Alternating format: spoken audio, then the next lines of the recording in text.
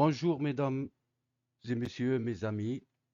J'espère que vous allez bien. On continue dans cette vidéo la deuxième partie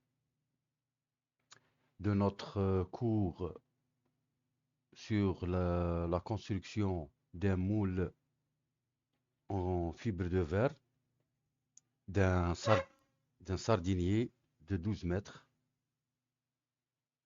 Et bon, commençons par la fin de la première partie de la vidéo sur le tracé et le dessin des différentes parties du moule. Alors, on s'est arrêté sur le débitage, le tracé des couples, comme on a dit. On a, on a défini, voilà, on a défini la cotation de chaque partie, de chaque pièce, et immatriculée, bien sûr, comme nous voyons ici, le couple 8, le couple 7, et ça, c'est les différentes parties. Donc, et le trait rouge, c'est le trait du, du dessin du plan de forme hors bordé, qui représente la ligne 0 de la surface de la coque du navire. Et donc, ça doit être le trait du moule, femelle bien sûr, l'intérieur du moule, le trait extérieur pour le bateau. Et puis, on a fait le décalage de la ligne 0 vers l'intérieur d'une dimension, d'une distance de 2 cm plus 4 mm. Ça fait 24 mm. 4 mm représente l'épaisseur de contreplaqué qu'on va utiliser. Et donc, sur l'atelier, alors je m'excuse ici, les photos sont un petit peu de mauvaise qualité. J'ai pris ces photos inopinées, de façon inopinée.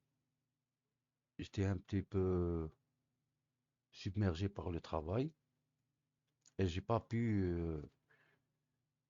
retrouver un appareil photo numérique.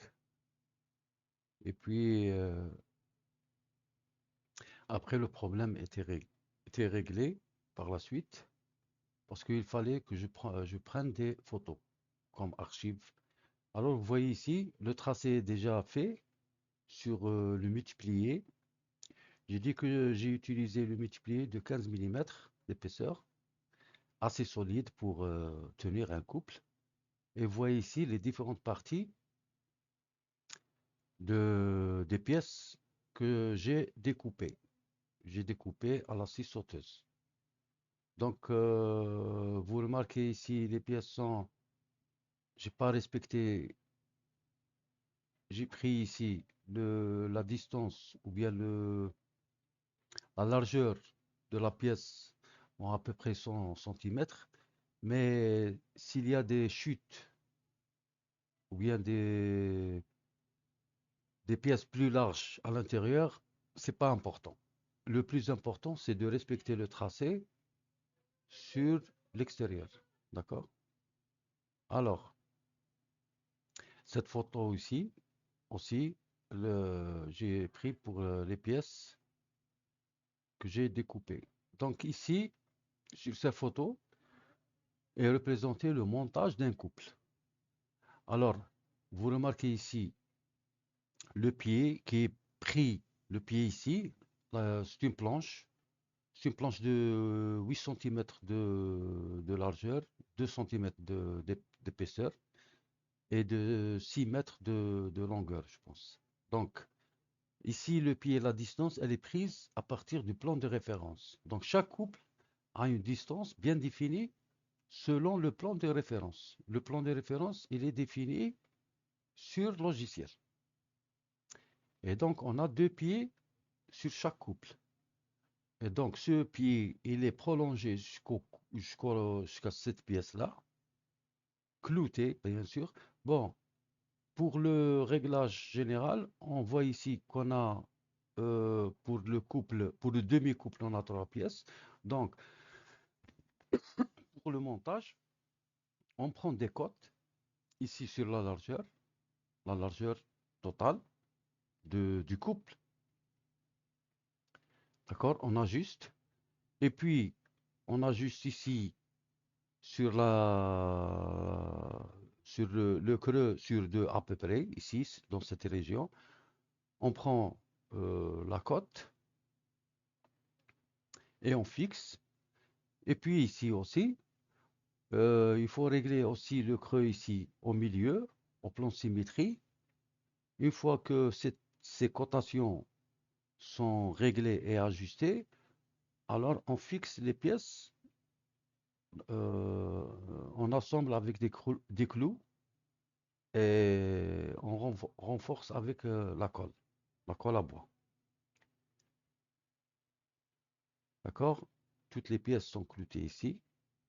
On utilise les clous carrément parce que n'est pas nécessaire de faire seulement la colle.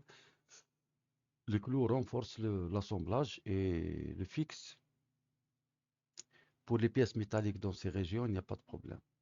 On aura des problèmes sur la surface externe où l'usage des pièces métalliques n'est pas recommandé. Bon, pour le couple ici, il n'y a pas de problème. Bon, on avance un petit peu. Voici une photo représentant quelques couples qui sont déjà assemblés, montés et prêts à être alignés, comme vous voyez. Bon, même le local, il est un petit peu étroit, mais suffisant pour faire le montage sur 12 mètres de longueur et à peu près 5 mètres de largeur. Et la hauteur aussi, il n'y a pas de problème. Donc, ici, l'alignement, je vais pas détailler sur l'alignement parce qu'il y a des méthodes qui sont traditionnelles, usuelles, qu'on utilise. Le fil à plomb, par exemple, le tuyau de niveau, un tuyau transparent utilisé par les maçons, les peintres dans la maçonnerie. On peut utiliser pour voir les deux côtés du couple euh, nécessaires qu'ils soient parfaitement horizontaux, dans la même ligne horizontale. Et puis l'alignement sur le plan de symétrie ici, vers le milieu.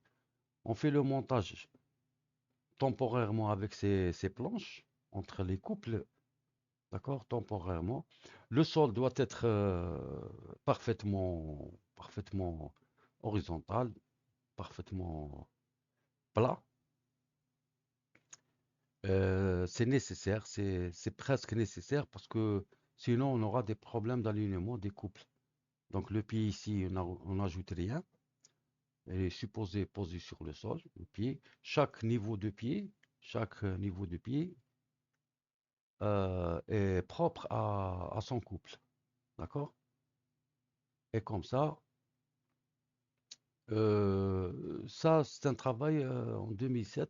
L'équipement, certains équipements laser et des, des niveaux laser étaient presque introuvables. Et même si on trouve ces appareils, sont très très très chers. Actuellement, en 2023-2024, ils sont démocratisés et même leur prix est, est à la portée de tout le monde. On y trouve plusieurs marques, plusieurs qualités. Donc, pour un travail futur, actuellement, il est recommandé d'utiliser ces niveaux laser. Ils sont très pratiques et ça vous fait gagner beaucoup de temps. Et aussi, bien sûr, la qualité. Mais il faut dire toujours que les méthodes traditionnelles, usuelles, sont les plus... Il faut maîtriser ces méthodes parce qu'ils sont les plus efficaces. Et donc, voici ici le montage des couples. Ici, j'ai commencé à monter le bordé. Donc, ici déjà, les lattes renforcent la liaison entre les couples, les lattes, parce qu'ils sont cloutés carrément. Je les ai cloutés. Bon, les lattes, ils ont 2 cm de chaque côté. Ils ont une section carrée. Et donc, ils sont posés, bon, à peu près 400 mm d'écartement environ. D'accord? Bon, il y a certaines choses qui sont pratiques, euh, qui sont liées au travail manuel. On ne peut pas dessiner ou bien on ne peut pas prévoir avec un dessin. C'est un peu difficile, mais le travail manuel, ou bien l'ouvrier doit avoir un peu de malléabilité, un peu d'expérience pour exécuter ce travail. Euh, il faut avoir aussi un esprit de vision. L'œil humain est très, très important dans ces travaux. Et bien sûr, le toucher pour effectuer un lissage parfait. Dans la partie milieu, j'ai posé carrément des feuilles comme ça. Euh, il n'y avait pas de problème. Mais dans la partie arrière et avant, ça commençait à gonfler parce que les feuilles aussi de contreplaqué, ils ont une dimension de 2,44 m fois 1,22 m. Et donc, poser une feuille comme ça, c'est très pratique, si vous voulez, c'est moins de travail que de poser plusieurs pièces. Et ça fait moins de travail, moins de... Donc, on a intérêt à poser le maximum de surface, de plaques les plus grandes possibles, mais c'est pas toujours évident. C'est pas toujours évident. Donc, je vais vous montrer comment remédier au problème de déformation des plaques ou bien des contreplaqués comme ça. Donc, les contreplaqués sont posés sur les lattes. On ne pose pas les contreplaqués sur des coupes directement, non. Les coupes servent à garder la géométrie, à définir la géométrie, bien sûr avec 24 mm de décalage, mais les couples sont utilisés pour définir la géométrie. D'accord? Les lattes suivent la géométrie des couples. Les lattes sont déformables, sont élastiques et suivent la géométrie des couples. Les contreplaqués sont plaqués, sont fixés sur les lattes. Alors, sur la surface extérieure des contreplaqués, il n'est pas recommandé d'utiliser des objets métalliques, tels que les vis ou bien des clous. Il est recommandé d'utiliser seulement du bois, parce que on va procéder à un travail de finition, de masticage. On va étaler le mastic sur toute la surface extérieure, et donc l'utilisation des clous n'est pas recommandée. Et pour ça, ils sont fixés, on s'en sert avec des serre-joints comme ça. Et puis, vous voyez ici des, des pièces en bois. Bon, c'est des pièces qu'on fixe avec un clou ici. On fixe un fil d'attache tiré vers l'intérieur. D'accord? Tiré vers l'intérieur. On va voir des photos après. Pour plaquer le contreplaqué contre les lattes. Et plusieurs points sont utilisés. Et puis après ça, à l'intérieur du contreplaqué, en liaison avec les lattes, on colle. On utilise la colle blanche, la colle de bois, mélangée avec un peu de sciure. La sciure, c'est des copeaux de bois. Des copeaux de bois, de préférence très fines. Un copeau très fin de bois, c'est la sciure. Donc, et puis, on va voir après certaines. Alors, euh, voici le dessin d'une pièce sculptée, ce qu'on appelle le brillon. Le brillon est la partie où, intermédiaire entre l'acquis et l'étrave. Donc, en V, parce que la largeur de l'acquis est à la 152, en dégradation avec le V de l'étrave. Donc, et puis elle est arrondie sur le dessin comme ça. Alors cette partie-là, elle est carrément sculptée avec un rabot électrique. En voici le résultat. Bon, ce travail est effectué par moi-même, hein. Avec le plan de symétrie, vous voyez ici, le plan de symétrie qu'on a inséré un morceau de contreplaqué carrément. Voici le brillant. Et donc, voici en étape intermédiaire la partie arrière, bien les tombeaux, d'accord, du bateau, du préfort. Ici l'acquis. J'ai prévu ici sur l'acquis une fissure pour monter le plan de symétrie. On va le voir après. Ici sur la partie avant, d'accord. Alors, je vous ai dit que il est préférable d'utiliser des plaques entières, ok? Mais c'est pas toujours évident. Donc cette partie-là, on va voir qu'on a inséré une plaque. Voilà une plaque contreplaquée. Ici en haut, je m'excuse, j'ai sauté. Voilà.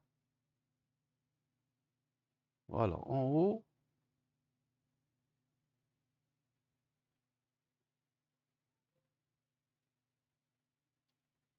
on y voit une plaque posée directement. Il n'y avait pas de problème. Elle est posée directement. Et dans la partie milieu aussi. Mais ici, lorsque j'ai posé cette plaque-là, cette région s'est gonflée. Elle a fait comme un dodan. Pour remédier à ce problème, on utilise les techniques du tailleur.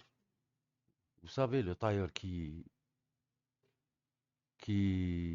découpe ou bien qui façonne les costumes. Donc, pour engendrer une forme ou bien pour satisfaire une forme sur une plaque comme ça, on est obligé de faire des découpes à l'intérieur du dodan. Donc, la région où le gonflage apparaît, on cisaille, on fait une cisaille, bon, à l'aide de scie sauteuse bien sûr, au milieu de ce gonflement. Et donc, on taille comme ça. On fait une taille, puis on prélève le surplus.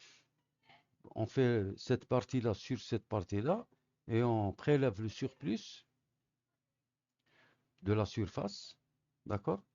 Et on fait plaquer les deux.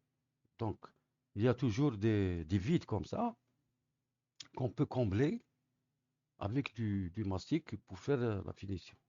Bon, ça, c'est pas très important. On peut faire un bourrage ou bien. Et donc, les parties, les pièces ici, je zoome un peu. Les pièces ici sont tirées vers l'intérieur avec des fils d'attache. Vous remarquez ici le fil d'attache qui tire à l'intérieur. D'accord? Vous remarquez aussi que le contreplaqué ici, il est collé aux lattes avec de la colle mélangée avec de la sciure. genre de mastic colle blanche. Donc, et on attend qu'elle sèche. Donc, en attendant, on avance dans le travail de la partie milieu vers l'avant et vers l'arrière et on plaque les plaques avec du fil d'attache, on tire, on ajuste et puis on applique la colle. On applique la colle et on attend sécher. Entre-temps, on avance et voilà. Parce que il faut que la colle soit bien séchée. Parce qu'après tout, après que la colle doit sécher, on enlève ces fils d'attache et ces morceaux de bois, ces cales ici. Ah oui, il faut les enlever. Il faut les enlever toutes. Ici, vous voyez la quille, les autres couples. Et puis, de l'intérieur, vous voyez le fil d'attache, il est partout. En attendant que la colle sèche, donc ça c'est de l'intérieur. Ça c'est bon, dans une étape avancée un petit peu de travail. Donc on voit les pieds ouverts, ici la quille. Et puis sur l'étrave, le brillon, il est placé avec le plan de symétrie, le contreplaqué. Et sur ces parties-là, on y voit, on y voit les morceaux. Bon, c'est un travail purement artisanal, manuel. Chacun doit avoir une inspiration pour compléter cette région-là, parce qu'elle est très compliquée et ça demande beaucoup de réflexion, beaucoup de réflexes, beaucoup de... Bon, on voit ici la partie symétrique, on a placé pour la pâte, et puis voilà. Donc le travail ici, ça devient un petit peu, parce que le préforme il est fermé, donc pour accomplir le travail, il faut entrer par dessous là. Et puis voilà, le travail est fini. Cette pièce-là, elle est très, très dure à façonner. D'accord? Et puis le tableau arrière,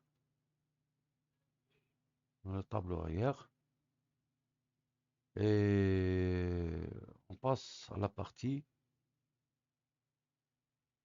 voilà, une photo au-dessus de l'acquis.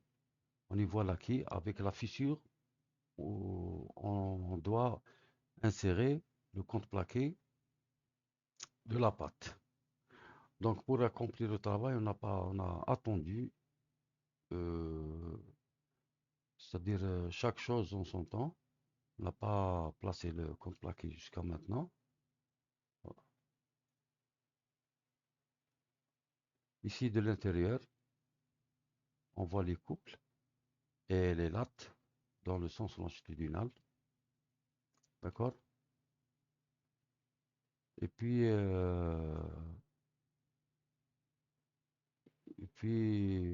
j'ai sauté parce que j'ai pas pu prendre des photos après.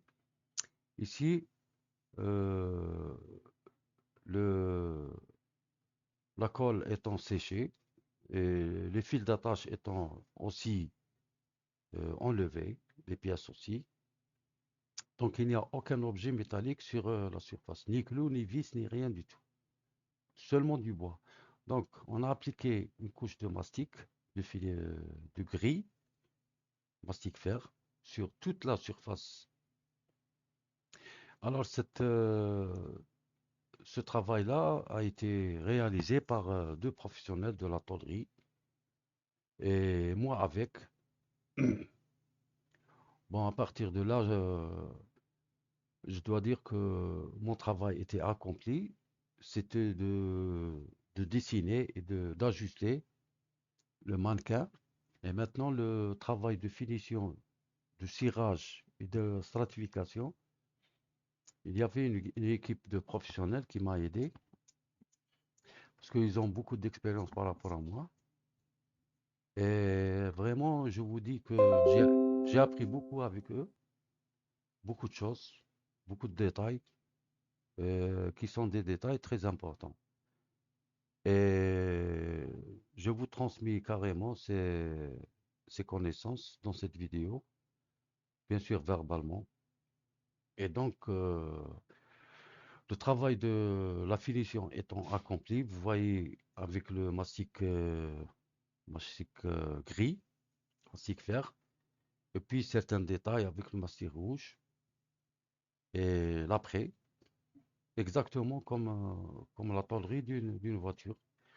Bon, si on veut avoir un lustrage, bien sûr, le travail finition ici est très important, puisque c'était un bateau de pêche, donc la finition était un peu moyenne, c'est-à-dire n'est pas très bonne qualité par rapport à un bateau de plaisance. Alors, pour un bateau de plaisance, il faut une bonne brillance, une bonne qualité de finition, et aussi les matériaux qui sont un peu très chers pour avoir un bon lustrage parce que tout le travail de finition va ressortir sur le moule. Et donc, le travail de finition le plus important se fait sur le mannequin. D'accord?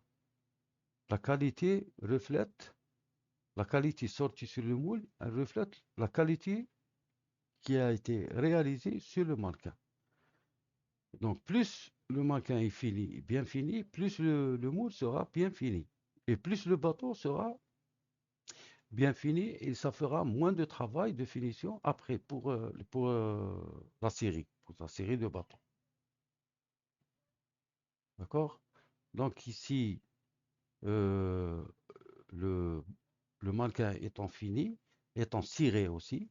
Alors la première couche de cire, il y a 3 couches de cire. La première couche de cire, on cire à l'abondance, c'est-à-dire en abondance. On cire avec un excès, toute la surface. On applique le cirage avec un excès sur toute la surface. D'accord? Et on attend 24 heures, 24 heures pour sécher. Exactement comme le travail de décoration du sticko, de l'ambra, travail de décoration. C'est des pâtes de décoration, telles que le sticko, est bien connu. Alors, en fin de compte, en fin de travail, on applique une couche de cire. Alors, la cire, elle est appliquée en abondance. Le lendemain, après 24 heures, cette cire-là, elle est grattée avec des couteaux de mastic.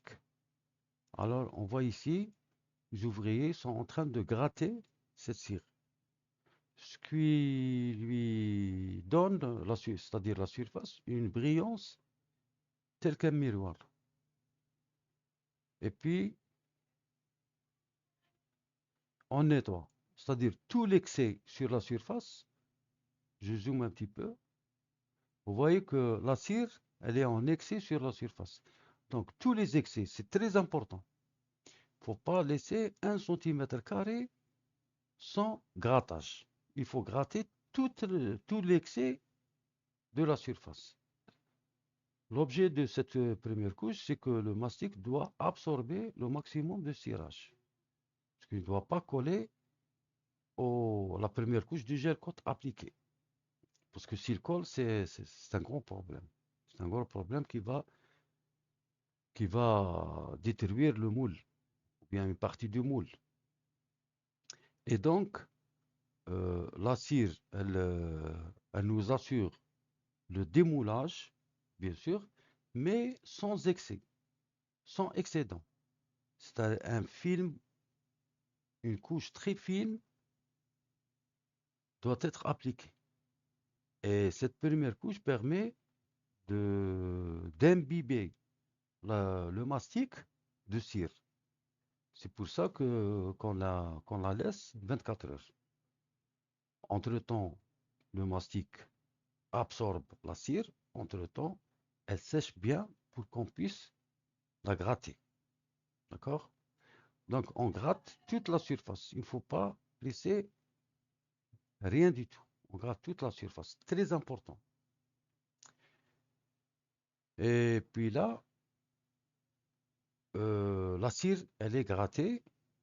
Après ça, on applique une deuxième couche de cire au chiffon, une légère couche, et on frotte. On frotte, on frotte beaucoup. On frotte beaucoup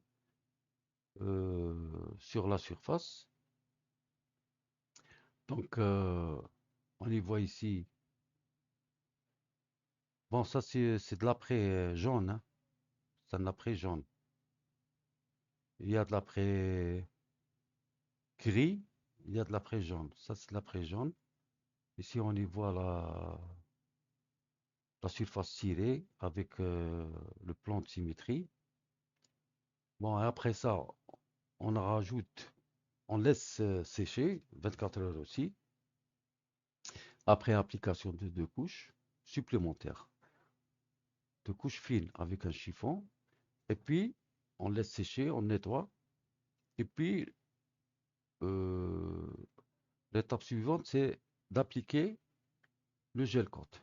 Bon, le gel coat, il est appliqué au pistolet. Ici, le gel coat est vert, recommandé pour les moules, ou bien noir, ou bien de couleur foncée. C'est recommandé, la couleur est très importante pour le moule. Il n'est pas recommandé de faire un moule avec un gel coat blanc, par exemple. Pour les connaisseurs, ils savent très bien ce détail-là. La couleur est très importante. Donc, on applique le gel coat sur toute la surface. Le mélange doit être adéquat du gel coat avec l'acétone. D'accord? On évite d'utiliser le diluant. D'accord? Donc, et bien sûr, le durcisseur et le catalyseur. On prévoit dans l'atelier un petit laboratoire pour faire des échantillons, des petits essais, et voir le durcissement, le temps de durcissement du gel coat, de la résine aussi. D'accord? C'est en fonction de la température, la saison et l'humidité. Et donc, il est important de faire des essais sur des échantillons. Pourquoi? Parce que pour régler le temps de séchage, ou bien de la polymérisation, alors généralement, il faut prévoir l'étape suivante à 24 heures, parce que après l'application de cette couche de gel coat sur toute la surface, on arrête le travail, on ferme l'atelier et on va s'endormir. Le lendemain, on applique la première couche de la résine. D'accord? Il faut prendre tout le temps de la polymérisation. Sinon, on fait un dégât. Sinon, ça ne se polymérise pas assez, le gel coat ne durcit pas assez, et puis lorsqu'on applique la résine au-dessus, alors ça pourrait engendrer une catastrophe. On dit que le gel coat frise, c'est-à-dire il devient comme une feuille de salade, se rétrécit, se déforme, transforme. Donc, le gel coat doit être assez polymérisé, assez solide pour ne pas se déformer. Et donc, chaque étape ici doit être, doit être faite sur un intervalle de 24 heures. Bon, certains bureaux de classification disent que 12 heures, ça suffit. Mais pour s'assurer de la bonne polymérisation et le bon déroulement, et bien sûr avec une planification du travail, de l'atelier, de l'équipe, on prévoit ça après 24 heures. Et n'oubliez pas que ça, c'est très important. Donc l'étape suivante, aussi ici, l'application du gel coat. Et puis, L'étape suivante,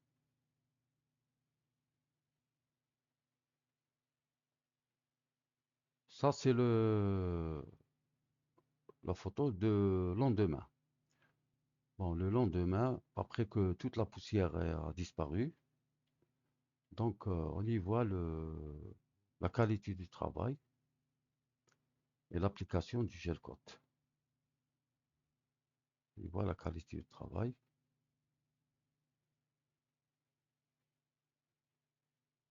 Bon, une fois le gel coat gélifié, un petit détail ici, très important, on peut s'assurer de la polymérisation du gel coat en posant le doigt. Bon, pas trop enfoncé, il faut pas trop forcer, mais légèrement. Légèrement, on pose le doigt parce que ce gel coat, c'est comme une peinture, comme une couche de peinture, mais c'est un gel coat, c'est à base de résine.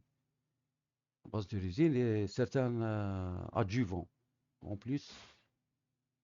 Alors, on peut essayer de poser le doigt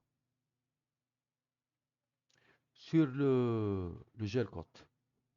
Donc, on sent que si c'est comme du chewing-gum ou bien comme du miel, donc c'est pas assez polymérisé. Il faut éviter d'appliquer la première couche de résine au-dessus. Il faut que ça soit suffisamment solide. D'accord? Et normalement assez solide. On sent que lorsqu'on pose le doigt, les empreintes du doigt n'apparaissent pas dans le gel coat, sur la surface. Et on fait ça sur plusieurs points, d'accord? Tout autour du mannequin. À ce moment-là, on peut appliquer la première couche, ou bien ce qu'on appelle le feutre. Donc, cette première couche, vous voyez ici le débuleur, et vous voyez ici le rouleau peau de mouton. Celui-là, bon, vous savez que c'est un travail d'équipe. Travail d'équipe doit au minimum 4 personnes pour ce travail, si ce n'est plus. Et donc, il y a certaines personnes qui découpent la fibre de verre au préalable sur le côté de l'atelier, sur une table. Il y a une personne qui fait le mélange sur bidon, un bidon de 5 kg de résine, qui fait le mélange, prépare le durcisseur et qui ramène aux deux ouvriers ici, ramène la résine et l'autre il ramène la fibre de verre.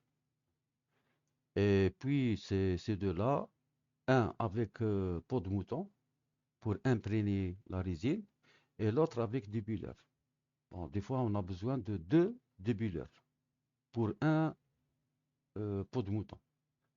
Un seul rouleau pour deux débuleurs. Alors, les ouvriers qui détiennent le débuleur travaillent toujours en arrière, en amont, ou bien en aval. En aval du type qui tient le rouleau.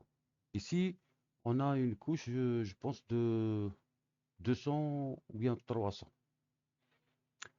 Moins, moins la couche elle est moins épaisse, de, je veux dire le grammage du feutre. Le plus petit, il est meilleur. C'est-à-dire si on trouve le mat de 100, il est préférable. Il est mieux que 200, et ainsi de suite. Mais ce n'est pas toujours le cas.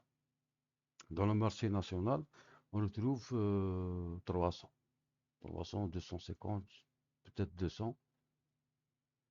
Donc, on essaie. Pourquoi? Parce que cette première couche, elle est très importante, doit adhérer très bien avec le gel coat. Il doit pas y avoir de bulles d'air à l'intérieur de la résine. D'accord? Et puis, cette première couche, elle adhère très bien avec les coins. Vous avez ici, sur l'acquis, au niveau de l'acquis, on a des coins. Et donc, ce feutre-là, il adhère très bien sur les coins. D'accord? Donc, la photo suivante, on y voit ici la première couche. très bien adhéré sur les coins. Ça, c'est la pâte supérieure. Bon, ici, elle est inférieure, mais une fois le moule renversé, elle est supérieure. Sur la pavoie. Ça, c'est la pâte sur la pavoie pour renforcer le moule, pour qu'il ne se déforme pas. Et ça, c'est la pâte du plan de symétrie. On y voit ici l'ouvrier qui tient le débuleur. Bon, sachant que ce débuleur était bricolé à l'intérieur il est très étroit pour débuler éventuellement ses coins. Et donc, on voit l'application du mat, de verre. Donc, l'application du mat de verre, vous remarquez ici, le mat de verre est placé en morceaux. Et donc, c'est très important pour l'application de plusieurs morceaux, le morceau suivant, il faut intercaler les nappes de mat de verre. C'est-à-dire chaque morceau doit être incalé avec le précédent. Bon, selon le BV, bon, ça c'est un moule. Bon, je dis ça pour les bateaux, parce que c'est la même stratification qui se fait sur bateau. Pour le Bureau Veritas, cette distance, si vous voulez, l'intercalage des deux couches ici, elle se fait au moins sur 5 centimètres. Au moins. Au moins sur 5 centimètres. Elle est très importante. Elle doit être suffisamment large pour la continuité de la fibre. D'accord? Et puis là, je n'ai pas beaucoup de photos à vous faire montrer. Je vous montre seulement le travail final. Après ça, bon, bien sûr, on laisse 24 heures après ça. Le lendemain, on applique les couches suivantes. Les couches suivantes, bon, je me suis rappelé un détail très important. Cette première couche qui est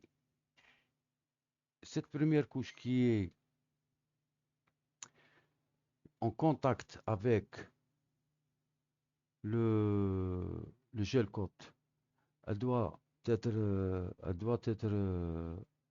assurée par une résine, ce qu'on appelle la résine jaune. Il faut éviter d'appliquer cette première couche avec de la résine bleue. On dit bleu parce que la couleur bleue. D'accord? La résine bleue, elle est très productive dans la mesure où elle se polymérise très vite. Elle a une grande productivité. Elle se polymérise très vite et permet de faire avancer le travail. Mais on utilise ça pour les autres couches. La première couche de la résine doit être faite, il faut éviter la résine bleue, doit être faite avec la résine jaune. Ça donne un peu plus de temps pour la polymérisation, mais elle n'altère pas le gel coat. D'accord? La résine bleue, elle altère le gel coat. Elle peut altérer le gel coat. Et l'altération de le gel coat va nous faire de grands problèmes. De grands problèmes. Alors, il est recommandé d'utiliser pour la première couche ici du feutre la résine jaune. Bon, dans le marché commercial, on appelle ça la résine jaune. Déjà, le fût de cette résine fourni comme matière première, il est jaune. Bon, voilà. Voilà. Ce que je voulais montrer, c'est des fûts de résine. Ça, c'est de la fût, c'est Euromer. Vous remarquez la marque. Ça, c'est le fût bleu. C'est la résine bleue. Et ça, c'est de la résine jaune. OK? Donc ça, c'est très important. La première couche, elle est effectuée avec la résine jaune. Si on ne trouve pas la résine jaune, on peut utiliser la résine blanche, transparente, complètement transparente. Elle n'est pas teinte de bleu. D'accord? Et ça, c'est très important. Et puis, qu'est-ce qu'on a dit? L'étape suivante, donc, on fait une couche de couche de stratification. Chaque 24 heures, on augmente le grammage de la fibre de verre. On est, bon, pour un débit 300, puis le suivante, une couche de mat, une couche de roving, une couche de mat, c'est-à-dire trois couches. On saute à 450 par exemple. Et puis le lendemain, une couche de mat, une couche de roving, une couche de mat, 600. Et puis le jour après, une couche de mat, une couche de roving, une couche de mat à 900. Et ainsi de suite. En dégradé, on augmente le grammage pour avoir une grande productivité. Et il faut terminer tout le tour du mannequin en une seule journée. C'est-à-dire, une fois commencé la stratification, on termine la pièce tout entière jusqu'à avoir épaisseur, une épaisseur satisfaisante, une épaisseur du moule à peu près de 10 centimètres jusqu'à 20, peut-être plus. À vous de décider. Bien sûr, le moule il est renforcé de l'extérieur avec, avec ce que vous voulez. On peut utiliser des pièces métalliques, on peut utiliser du polyester. Alors, vous voyez ici, sur la pâte, on insère des rondelles carrément. Ils sont ajustés, bien sûr, sur le, le contreplaqué qui est placé, qui est placé dans le plan de symétrie.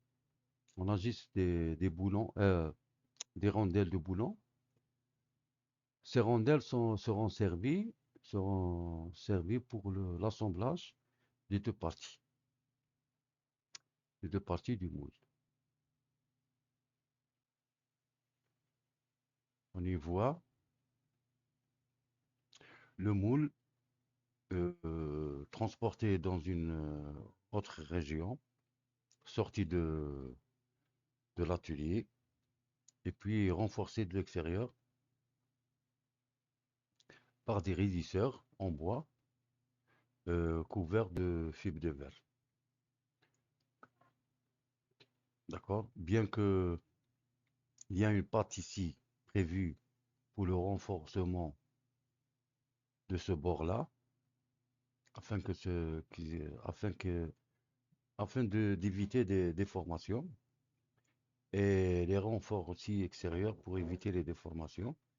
Et on y voit une coque a été tirée à partir de ce moule-là. Et puis, le bateau étant réalisé à partir de ce moule-là. Donc, un projet réalisé depuis le zéro, 100% algérien, conception et réalisation. À l'exception du moteur, bien sûr, que l'armateur a posé. Il s'agit du moteur Dawson, je pense 450 chevaux, sans turbo, c'est-à-dire atmosphérique. Et j'estime que cette vidéo sera bénéfique pour vous en termes de connaissances et de savoir-faire. Et n'oubliez pas, si vous avez des questions ou bien des remarques, bien des recommandations, de me les citer dans les commentaires. Et je vous remercie et à bientôt.